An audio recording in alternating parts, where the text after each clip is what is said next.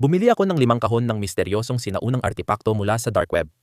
Ang mga kahon na ito ay naglalaman ng mga artipakto mula sa iba't ibang panig ng mundo. Ngayon, hindi ako sigurado sa laman ng mga ito. Pero dahil galing sa dark web, maaaring may sobrang mahal o illegal na bagay dito. May iba't ibang kahon tayo, mula mura hanggang mahal.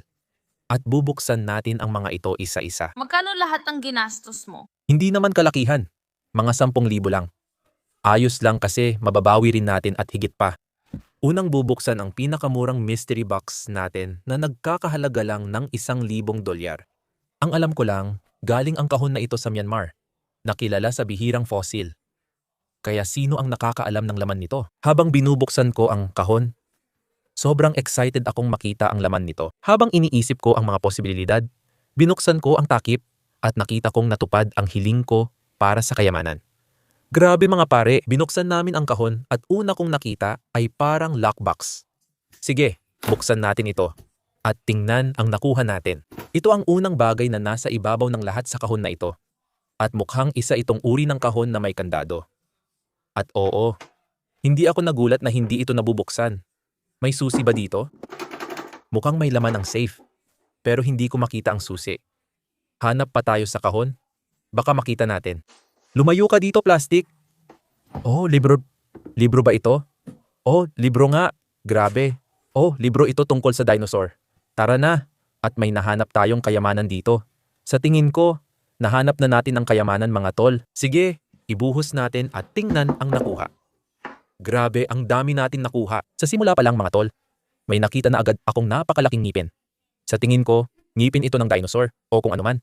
Kahit ano pa yan, mukhang mahalaga. Kasi nasa maliit na display case.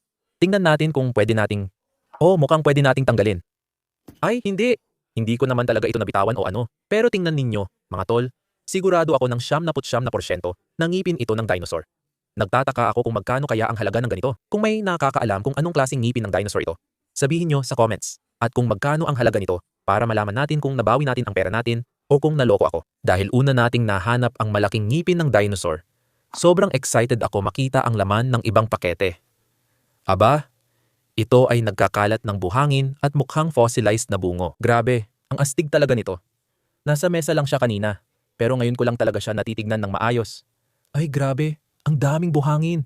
Tingnan mo lahat ng dumi na nakakapit dito. Parang hinukay lang ito sa lupa, nilagay sa kahon, at pinadala sa akin ng hindi nililinis. Wala ring info o pagkakakilanlan sa kahon. Kaya hindi ko alam kung ano ito. Kung alam ninyo, sabihin sa comments. Pero magpapatuloy na tayo kasi sobrang nagkakalat ng buhangin sa mesa ko. Sige, tuloy tayo. Meron tayong bag na parang may ilang misteryosong bagay sa loob. Wala nang iba. Parang 2 piraso lang ng bato. Sige, sa bag na ito, may malalaking ngipin ng pating. Mga tol! Grabe, alam ko na kung ano ang mga ito. Ito ay malalaking ngipin ng megalodon. Ang megalodon ang pinakamalaking pating sa mundo na nabuhay 10 milyong taon na ang nakalipas. At napakalalaki ng kanilang mga ngipin. Sinasabi ko, mga 6 o 7 pulgada kapag ganap na lumaki. Kaya kung titingnan mo itong dalawa, makikita mong hindi pa sila ganap na lumaki, pero malalaki na rin sila. Kung titingin ka online, mahal din ang mga ito. Mga $1,000 bawat isa. Sa tingin ko, sa 2 ngipin ng pating pa lang, nabawi na agad ang puhunan natin sa unang kahon. Panghuli, para sa kahon na nagkakahalaga ng $1,000, nakuha natin ang susi na sa tingin ko ay para sa vault na nahanap natin. Bubuksan natin yan sa dulo ng video. At itong kakaibang nakabalot na bagay. Sa loob ng paper bag, meron tayong, ay teka, ano to? Ito pala ay higanteng armadillo skew mula Pleistocene o panahon ng yelo. Tinatawag nila itong skew. Pero para itong armor plate ng modernong armadillo, maliliit na tuldok sa likod nila. Pero ito, napakalaki. Naniniwala ako na kasing laki ito ng kotse. Astig siya, pero mukha lang talagang bato. Hindi halata na kakaiba pala ito kung titingnan lang. Matapos ang unang $1,000 na kahon, lilipat na kami sa pangalawang pinakamahal sa video. Ang $3,000 na Ancient Artifact Mystery Box. Ito na ang Ancient Artifact Mystery Box na dumating sa 3 pakete. Simulan na nating buksan at tingnan ang laman. Buksan muna nating ito dahil gusto ko ang kakaibang pagkakabalot nila. Tara na. Hindi ito gagana. Sige, Ngayon may totoong gamit na tayo. Ay nako, mukhang nagkamali ako habang sinusubukan kong alisin sa plastic ang mahiwagang artipakto. Sumagi sa isip ko ang dami ng posibleng matuklasan. Sa kakaibang hugis at balot nito, mukhang kakaiba rin talaga ang laman. Mukhang nagkamali ako, mga pare. Nasugatan ko yata ng kutsilyo ang laman nito ng hindi sinasadya. Pero sabihin na lang nating ganyan na talaga yan. Tama ba? Ano ba itong tinitingnan ko? Ano to mga pare?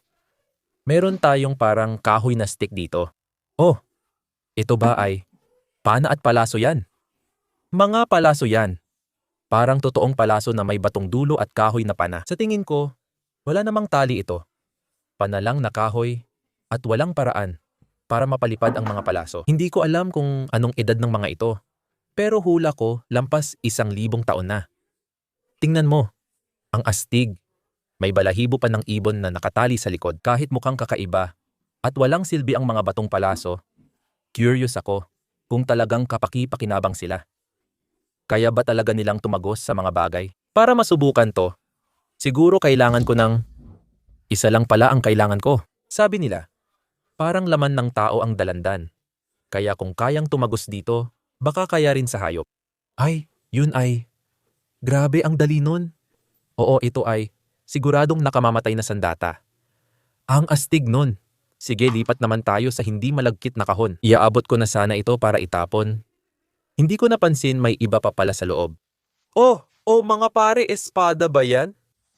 Oo nga. Sa tingin ko may espada tayo. Ah, halika dito. Gusto kong maging kabalyero. Tara na. Grabe ang astig niyan. Espada talaga yan mga pare. Ang astig nun. Halos itinapon ko na to.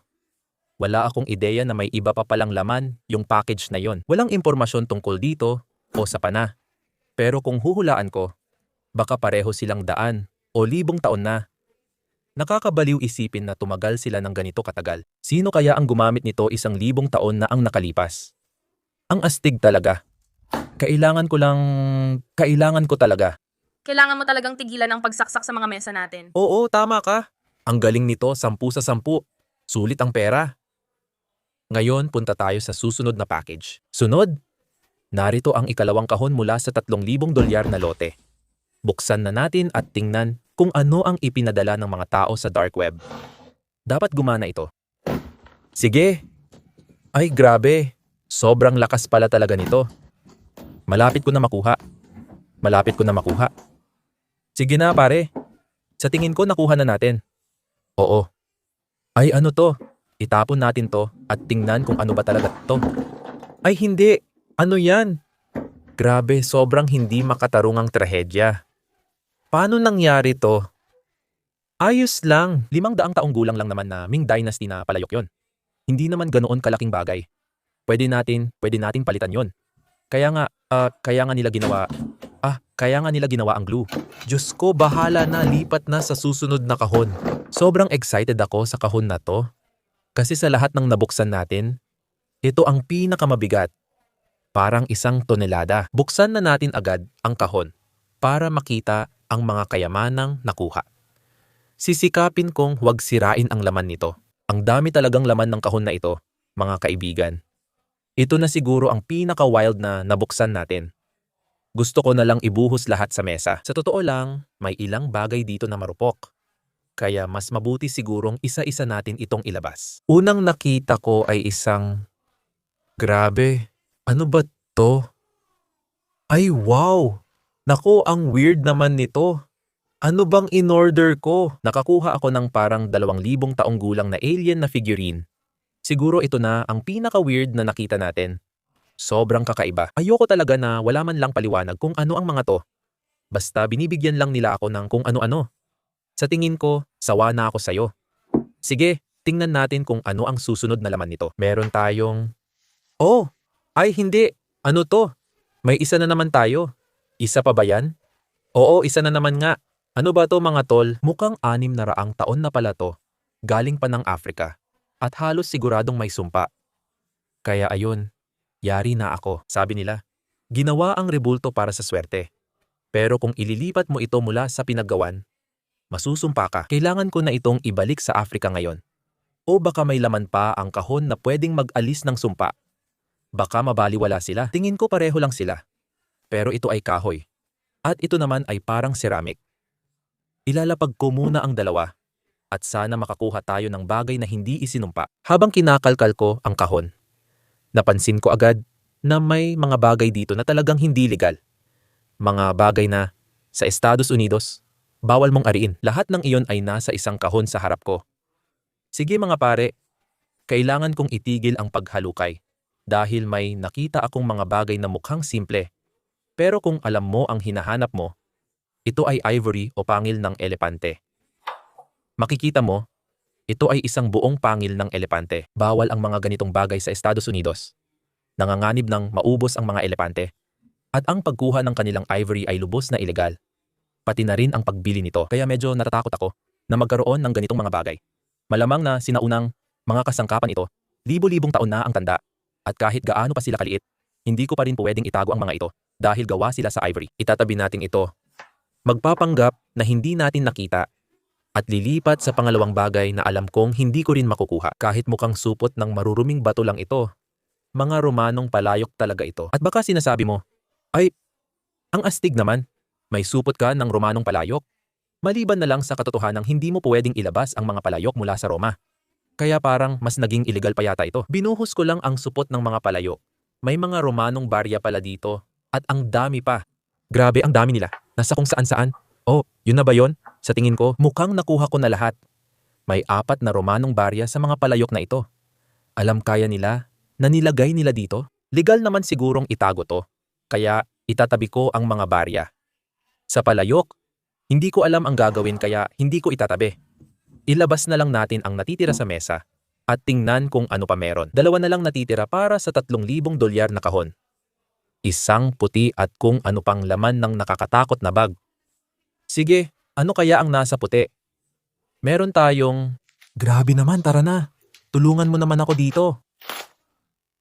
Ay grabe mga tol, ano ba talaga to? Sa tingin ko, ito ay isang punong palaso o kung ano man. Grabe, parang punong palaso nga ito. Tignan nyo to. Ang astig niyan tingnan. Grabe, wow. Hindi ka panipaniwala yan mga tol. Nakakatakot tingnan ang batong yan. Ay, nabasag ko lang. Hindi ko sinasadya. Sayang. Aksidente kong nabali ang dulo ng kutsilyong ito 5 segundo lang matapos buksan. Huwag ninyong ipagkatiwala sa akin ang magagandang bagay mga tol. Ang Aztec na punyal na to, nabali ko agad ang dulo. Kung nalaro nyo na ang larong Minecraft, malamang pamilyar na kayo sa kung saan gawa to. Mukhang gawa ito sa batong tinatawag na obsidian o parang bulkanikong salamin. Kapag natuyo ang lava, nagiging ganitong astig na itim na salamin na ginagamit na ng mga tao libo-libong taon na ang nakalipas para gawing mga sandata, sibat, at iba pa. Nasira ko na rin to. Gamitin na lang natin pambukas ng huling laman ng kahon. Sige, mukhang malapit na. Oo, walang nangyayari. Pare, ang gawa ng Aztec dito ay sobrang pangit. Pinakapangit na kutsilyo na nakita ko. Oh, ano to? Ano ba to sa mundo? Sige, matapos ang 5 minutong pagsasaliksik, nalaman kong ito pala ay Aztec death whistle na kapag hinipan, lumalabas ang nakakakilabot na sigaw. Ayos, grabe yon at kailangan talaga nating subukan. Hindi pwedeng hindi, di ba? Saan hinihipan to? Siguro sa butas sa ibabaw. Sige, subukan na natin. Grabe, sigaw talaga yon. Ang lakas nun. Grabe ang ingay, sumasakit ang tenga ko. Mga tol, astig pa. Gamit ng mga sundalong Aztec ang mga sipol na to sa labanan para takutin ang kalaban. Hinihipan nila ito. At ayon sa kwento, nakakatakot ang sigaw kaya tumatakbo palayo ang buong hukbo ng kalaban kapag naririnig nila. Naiintindihan ko naman. Sobrang nakakakilabot talaga. Tapos na tayo sa huling $3,000 na mystery box. Kaya lipat na tayo sa pinakamahal na kahon sa video. Heto na tayo mga kaibigan. Ang $6,000 na sinaunang artifact mystery box. Sobrang bigat nito. Halos hindi ko na nga ito maiakyat dito. Ngayong nandito na, bubuksan na natin para makita ang laman. Tingnan natin. Oh, may nakuha tayo. Ah, sige na. Bumaba ka. May nakuha tayong kahon. May nakuha tayong kahon na gawa sa kahoy. Oh. Oh, hindi lang basta kahoy na kahon. Yan. Oh, yan ay baul ng kayamanan mga pare. Parang totoong baul ng yaman yan. Grabe, may baul tayong kayamanan. Excited na akong makita laman nito. Lumayas ka dito, kahon. Mas maganda ang kahon natin. Silipin natin ang itsura ng 6,000 na kayamanang baul ng pirata mula sa dark web. Ay grabe, ano? Ang dami nating nakuha na astig na mga bagay. Wow, hindi lang pala isa ang nakuha natin. Pero, ay tama, 2 pala nakuha natin. Mga baril ng pirata? Totoo ba talaga to? Ibig kong sabihin, totoo man o hindi, talagang napakasama nito. Ito na yata ang pinakaastig na bagay na nakita ko. Paano ka makakakuha ng set ng baril ng pirata? Siguro, ganyan talaga ang dark web. Ang daming kakaibang bagay doon. Ay, pumuputok pa sila. Tignan mo, ang hirap talunin ng yaman na yan. Totoong baril ng pirata. Tara na, ang astig nun. Ay, ano? Kadiri naman yan. Binigyan nila ako ng garap o ng parang pirate looking tones o kung ano man yun. Ang sama nun. Oh, ano kaya ang laman nito? Paano ba ito buksan? Sige, hindi ko. Ayan, tanggalin natin ang takip at tingnan kung ano ang laman. Oh, ang weird kasi hindi ko alam kung ano ang naamoy ko. Karne ba ito o gulay? Grabe, may laman pala ito. Parang, oh, ano to? Ano to? Itlog ba to? Bakit parang matamis ang amoy? Ano? Kung gusto mo talagang malaman kung ano yon, tikman mo lang. Tikman. Tikman ko ito. Baliw ka ba? Siguro 100 taon na to. Tapos gusto mo pang kainin ko? Sige, pero mag-like at subscribe muna kayo. Hindi ko to gagawin ng libre. Yun lang hinihiling ko, mga tol, bago ako mamatay dito. Sige, mukhang kakain ako ng 100, 200, 300 taong gulang na kung ano man to. Oh. Sige. Ay Diyos ko. Hindi ko pa rin masabi sa'yo kung ano yon. Sige, isasara na natin to. Iwan na yan. Ibaon na yan. Sunugin na yan. Ilagay na yan sa Mariana Trench na yan. Ay, ayos ka lang ba? Oo, tingnan pa natin kung ano ang nandito. Wow, ano lahat to? Grabe, binigyan nila ako ng sandamakmak na basag na salamin. Ano? Hindi pala ito basag na salamin. Ito ay bote at sa tingin ko nabasag ito habang dinadala. Ang malas naman mga tol. Siguro hindi ka palaging panalo. Habang sinusuri ko yung dibdib, nakakita ako ng astig na artipakto, kakaibang ceramic, piratang bakal ng sapatos, at totoong pako mula sa barko ng pirata. Pero wala sa mga yon ang tumumbas sa nakita ko sa kaibuturan ng dibdib. Ay, ang bigat nito. Ano ba to? Ay, 2 pa to. Grabe. Totoo ba to? Grabe mga tol, may mga cannonball tayo. May iba pa kaya dito? Mukhang wala na. Ito na siguro ang pinakaastig na nakita natin. Matagal ko nang gustong magkaroon ng totoong cannonball ng pirata. At ngayon, 3 pa ang nahanap ko. Wow! Tinitingnan ko ito online at mukhang nabawi na natin ang puhunan natin. Ang bawat isa ay nagkakahalaga ng 6 o 700 dolyar. Kaya ang 3 bolang ito ay halos 2,000 dolyar ang halaga.